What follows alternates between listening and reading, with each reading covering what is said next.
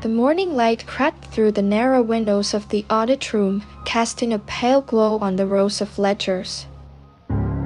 Tobin Embergrove, ledger keeper, sat at his desk, his eyes scanning the pages with a practiced intensity. The air was heavy with the scent of old parchment and the faint tang of iron-cold ink frozen at the lip of the pot. As he worked, the silence was broken only by the occasional scratch of his quill on the page. Outside, the bells of the town tolled the hour, their melancholy chime echoing through the stillness. The sound of rain pattered against the windows, a soothing melody that seemed to lull the world into a peaceful slumber.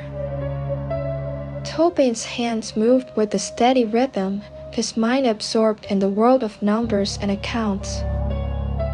The ledger before him was Cora's, its pages a testament to her meticulous record-keeping.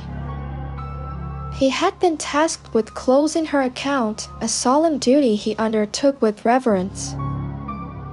The weight of the ledger, a familiar comfort in his hands, seemed to anchor him to the present moment. As he delved deeper into the ledger, the shadows in the room seemed to grow longer, as if darkness itself was slowly seeping into the space. The room was quiet, except for the occasional creak of the old wooden desk, a sound that seemed to echo through the stillness. Tobin's breath was slow and measured, his focus solely on the task at hand. The world outside seemed to fade away, leaving only the ledger, the quill, and the silence. As Tobin delved deeper into the ledger, he began to notice a peculiar coincidence. The tally marks on the page matched a column he had written that morning. A shiver ran down his spine as he wondered if this was more than mere chance. He pushed the thought aside, focusing on the task at hand. The candle on his desk cast a shadow that climbed a column of numbers, as if trying to reach the top. The air in the room seemed to vibrate with an unspoken tension, the silence between the bells growing thicker, like a presence waiting to be acknowledged. Tobin's eyes narrowed, his mind working to unravel the mystery of the matching marks. The oil lamp on his desk cast flickering shadows on the walls, making it seem as though the room itself was watching him. The wind outside picked up, causing the trees to creak and groan, their branches scratching against the windows like skeletal fingers. As the darkness gathered, Tobin's thoughts turned to the strange occurrences in the town, the unexplained events that seemed to defy the natural order. He felt a creeping sense of unease, as if the very fabric of reality was beginning to unravel. The shadows in the room seemed to deepen, as if night itself was descending upon him. Tobin's hand hesitated, his quill hovering above the page, as if unsure of what to write next. The days passed, each one a slow turning of the wheel. Tobin found himself drawn back to the ledger, again and again, as if compelled by a force beyond his control. The whisper carried down the valley between bell tolls seemed to grow louder, a constant reminder that something was closing in. The intervals between the attacks, marked by Brand's circled entries, matched the intervals between Cora's ledger entries. Tobin's heart quickened as he realized the horrifying truth: he was trapped in a cycle, a pattern that repeated itself with dreadful inevitability. The world around him seemed to be tightening, the shadows deepening, as if night itself was descending upon him. The lamp on his desk guttered, casting eerie shadows on the walls, as if the very darkness was watching him, waiting for him to make his next move. The room grew colder, the air thickening with an unseen presence. Tobin's breath came in short gasps, his mind racing with the implications of the pattern.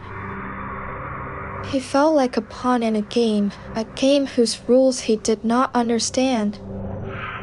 The darkness seemed to be coalescing, taking on a life of its own, as if it would soon become a tangible living thing. As the silence stretched out, Tobin's thoughts turned to the possibility of escape, of breaking free from the cycle that seemed to be drawing him inexorably towards some terrible fate. The shadows in the room seemed to grow longer, as if darkness itself was slowly seeping into the space. The wind outside picked up, causing the trees to creak and groan, their branches scratching against the windows like skeletal fingers. Tobin's hand trembled, his quill scratching across the page with a sound like a dying breath. The darkness closed in, a suffocating shroud, as he realized his time was running out. The world outside seemed to fade away, leaving only the ledger, the quill, and the silence. The pattern was unfolding, a terrible truth that Tobin was powerless to stop. The face of a stranger looked back at Tobin from the basin of water, its eyes black as coal. He felt a presence behind him, a cold breath on the back of his neck. The footsteps crossed the audit room, the page filling itself ahead of him, as if written by an unseen hand. Tobin's heart was heavy with the weight of his own mortality, the final entry already inked, waiting for his signature. The darkness closed in, a suffocating shroud, as he realized his time was running out. The last thing he saw was the ledger, its pages open, the words blurring together in a mad dance of ink and shadows. The room seemed to be spinning, the shadows whirling around him like a vortex. Tobin's hand moved as if of its own accord to sign the final entry, the pen scratching across the page with a sound like a dying breath. Tobin Embergrove stood at the threshold of the audit room, her eyes fixed on the ledger, now closed, with a new name written on its cover. She felt an inexplicable pull, as if drawn by an unseen force, to open the book, to begin the cycle anew. The room was silent, the only sound the soft whisper of the wind outside. Marin's hand reached out, hesitant, as if unsure of what lay ahead. The darkness seemed to be waiting for her, its presence a palpable thing.